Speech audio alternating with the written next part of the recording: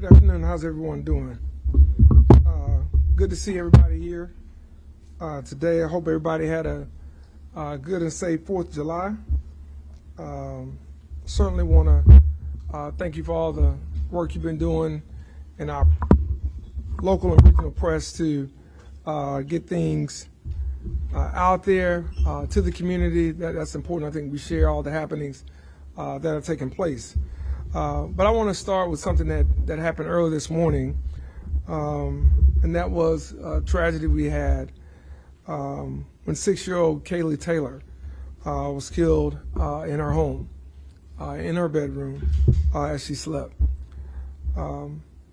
This is another life that was taken due to senseless violence, and while all lives are important to each and every one of us here in the city and in our public safety division, it's unfortunate, I think, when a particular innocent child sleeping in their bed in the middle of the night and someone comes and does something as heinous as fire into a house indiscriminately to address any type of issue or disagreement they may have had. And so for us, it's a major issue. It is certainly dampen not only the spirits, but it's also reinvigorated our police department and our leadership for the things we have to do each and every day to make sure this city is safer and to make sure this city is stronger by being more proactive and by working with county, state, and federal law enforcement as well. And so I want her family to know that we send our condolences to them. I want her friends to know that we extend our condolences to them as well. As a father, I don't think anyone should ever lose a child, certainly not one this young and this innocent. And unfortunately, this has happened before under my tenure as mayor, and that's unfortunate. Because we have to do better as a community. We have to do better as people in dealing with conflict and solving our disputes. It cannot be just about reaching for a gun. It cannot be how do we get back at someone. We have to make sure that we're doing our part as a community, which we've been doing overall, and we'll talk about that, but just to make sure that we're putting the lives of young people and innocent people as a priority. We worked very hard this summer to do that through our Parks and Recreation Department. We worked very hard to do that through our City Events Department. We worked very hard to do that through our houses of worship and other nonprofits. But things like this still happens, and it's frustrating. To be candid, it makes you angry that at 2-something in the morning, something like this would take place. But we want not only Kaylee's family and friends to know, but the entire community to know that the Montgomery Police Department is devoting every resource available to investigate this case. And we'll continue to do that. We'll continue to work around the clock to follow up on leads, reviewing evidence, to make sure we bring those responsible to justice. And we won't stop until we do just that.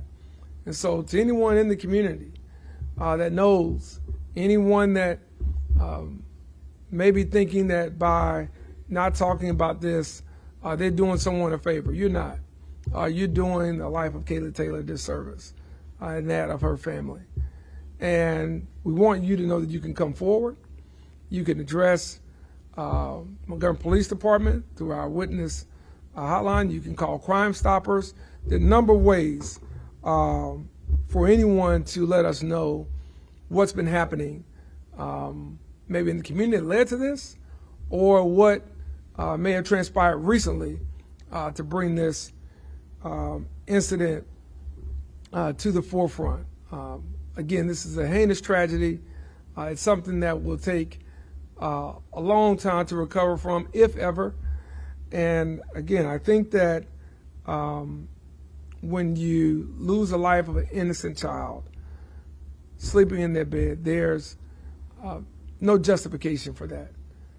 There's no way of explaining that. And we have to continue as a community to demand better of one another. We have to do better as a community to expect better from one another.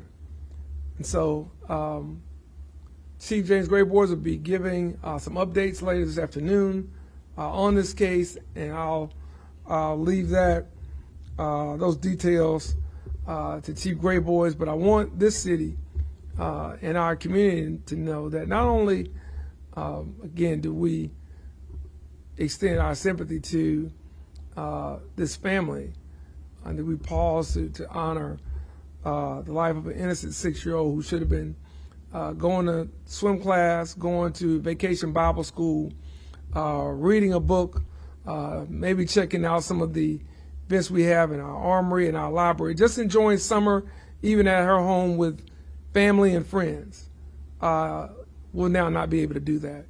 And I'm going to call on our district attorney. I'm going to call on our judges to make sure when we bring these perpetrators to you, and we will bring them to you, that you don't give them bond, that you don't give them a way out, and that once this goes through the justice system, that when they are found guilty, whoever and however many it is, that they be given the toughest sentence, the harshest sentence that can be given, the maximum sentence, to send a message. No excuses, no explanations.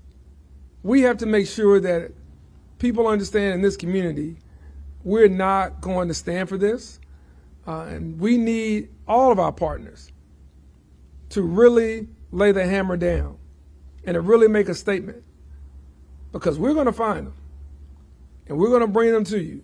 And when we do, that statement needs to be made right up front, that this is not acceptable, it's not going to be tolerated, it's not going to be explained away, and any other crimes that are tied to this, whether they be those of anything that may be regarding drugs, regarding gang activity, regarding anything else that we can charge at a higher level, then we ought to charge it at a higher level at the federal level. And we can deploy and ask for federal charges to be brought. We ought to ask for federal charges to be brought. Anything that is connected to this shooting. We need to make sure that those who are innocent, those who are doing everything they can to make ends meet in our city and to make our community better, that they don't have to live in fear, whether they're awake or asleep in their beds, regardless of what their zip code may be. And it's going to take all of us to do that. It's going to take all of us to make sure that we draw a line in the sand that we aren't going to allow this heinous tragedy and this death of a innocent 6-year-old sleeping in her bed just to be written off and just to be treated as if it's something else. This should not happen to anyone, much less in our city. And we have to make sure when we bring these perpetrators to you, that a statement is made about our justice system in Montgomery County, and it is made with swift action that is taken, and if we can, that we take that federal with anything else that may be tied to it. And so I'll leave the rest of the discussion on this to Chief Grayboards and Montgomery Police Department. We want to thank them for their strong work, and we want to thank the community who has already reached out to provide us with information, because without them, we would not be able to bring those responsible for this to justice. And it's going to take much more of that in order to make sure we bring this matter to close the way that it should be, because it's one that never should have been open in the first place. Now I want to change topics to something that's also very serious, very important to our community.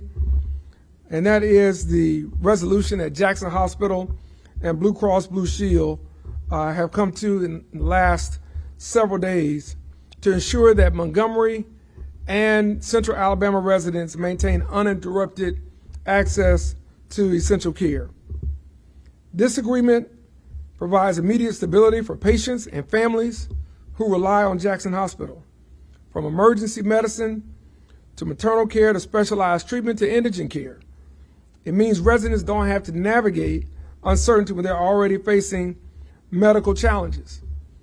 It also brings some sense of stability to the many employees at Jackson Hospital, many of whom not only live in the city of Montgomery, but live in our region. And so we're glad for them as well. They are dedicated professionals who have fought through adversity and have been resilient over the last several weeks and months and have continued to be professional under a lot of duress. We understand some of the challenges, I'm sure not all, that they're undergoing, but they have taken an oath to provide medical care to those that seek it, and they have done that with what they have.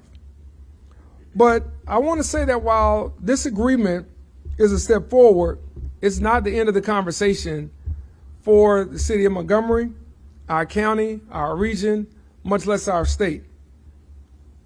We have to have long-term, sustainable healthcare solutions to provide to our residents and those that are visiting our city and our region.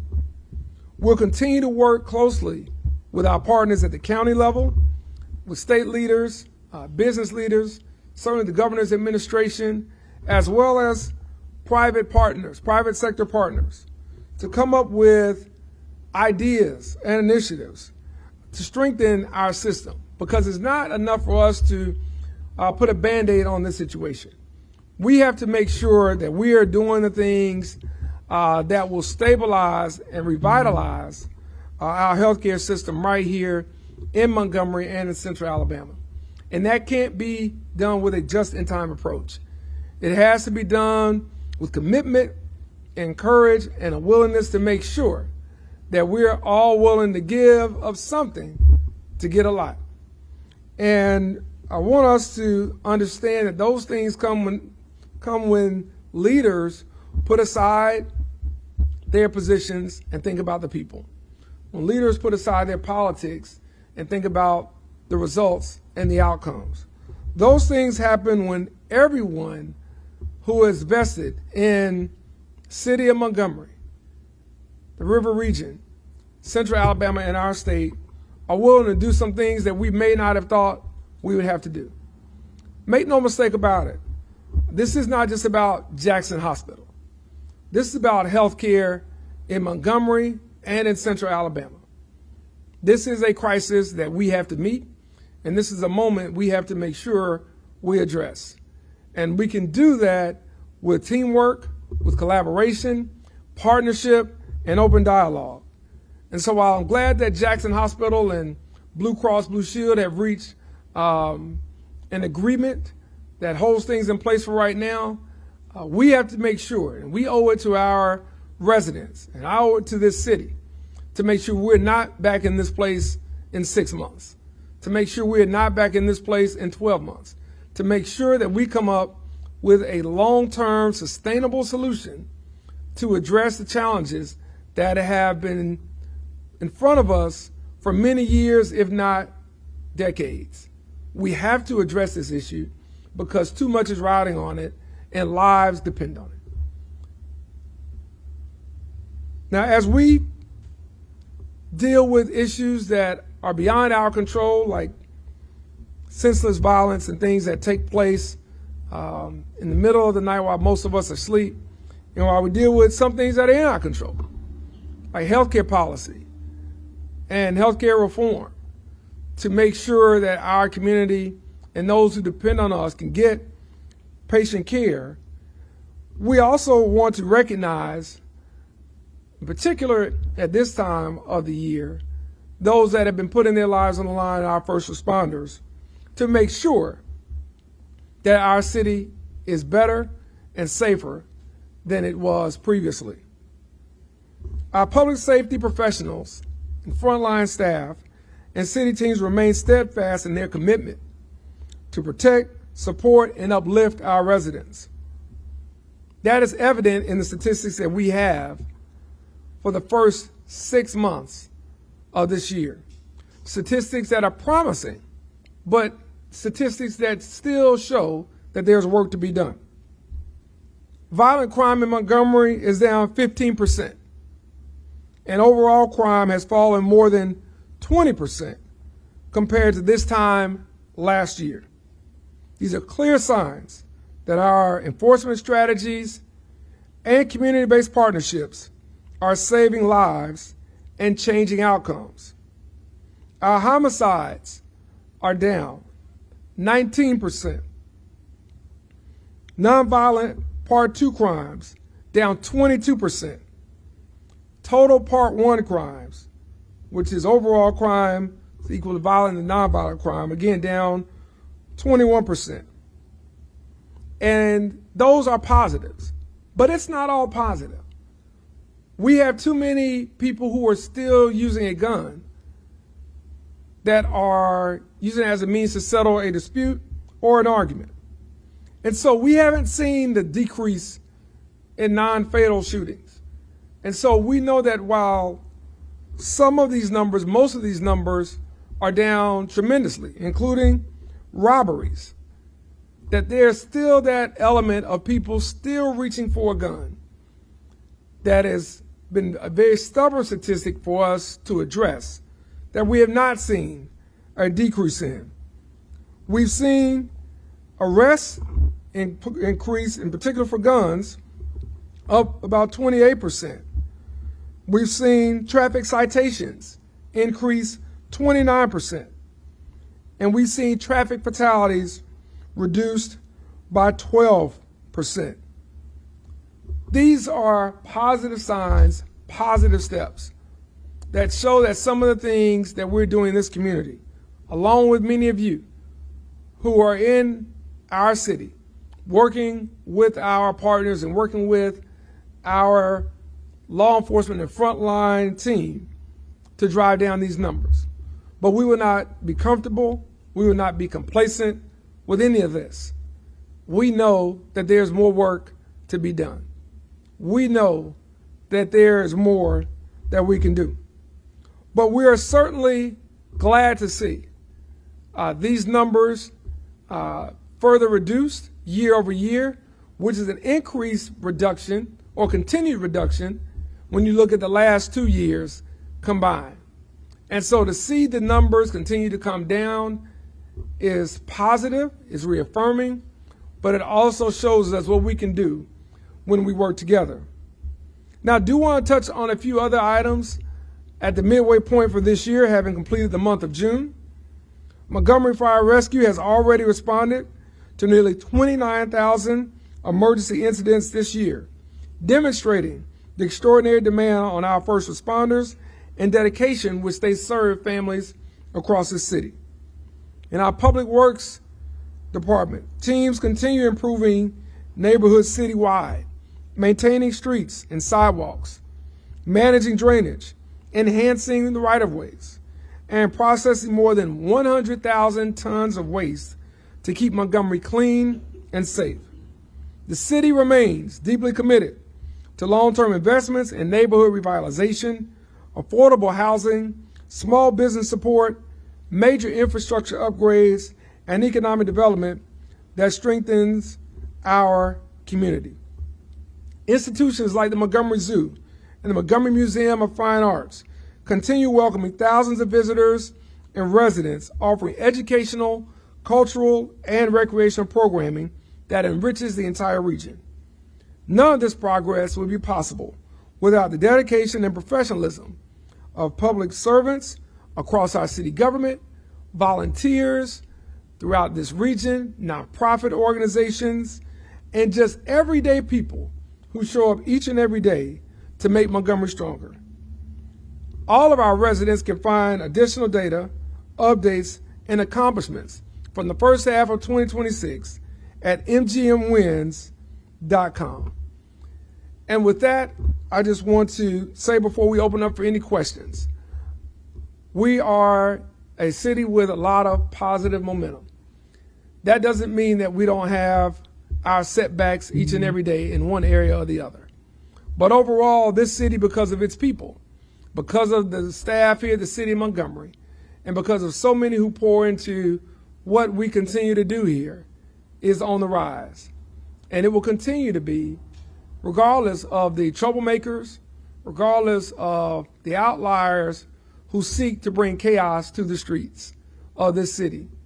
They will be caught, they will be prosecuted, and they will be sentenced to the full extent of the law. And we're going to make sure of that. At this time, I open up for any questions that you may have. Yes. Thanks.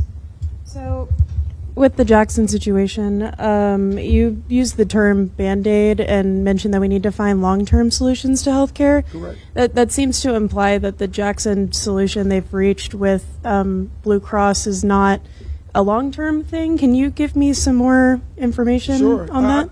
I don't think that we can allow ourselves as residents of the city of Montgomery, and I was born in the now closed St. Margaret's Hospital, to be put in a situation where two business titans are going back and forth and we're the ones caught in the middle.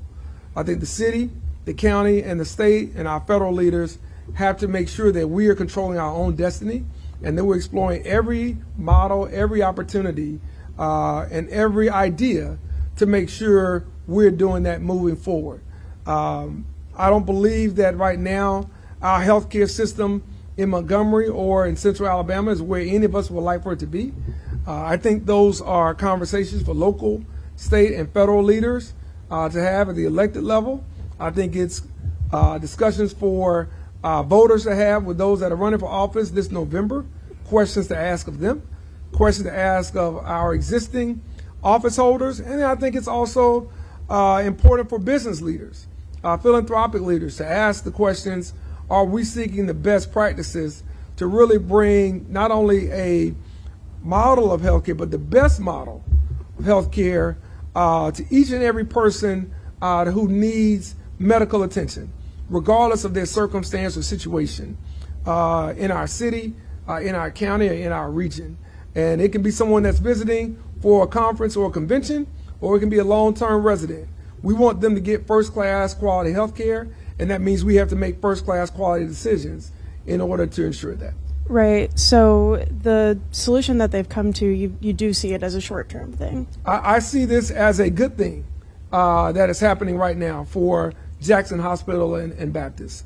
I think it's something for us certainly to monitor, to continue to work with the leadership of Jackson Hospital, Baptist Health, I might mind you as well, which also has done a great job providing quality health care in our city and in our region, Blue Cross Blue Shield, and any other healthcare partner, provider, insurer that's a part of this mix has to be at the table to look at not just what we're dealing with today or what may be present next month, but what happens when the unexpected comes to our front door. Are we prepared? Are we in the position to provide what we need to residents, to visitors, to our state lawmakers, to our new businesses and new jobs that are coming online here in our community, to provide the type of support and to provide the type of care that they would expect a major city in our state to provide, in particular one that is home to the state government capital to provide itself. We have a greater responsibility maybe than some other cities. We understand that.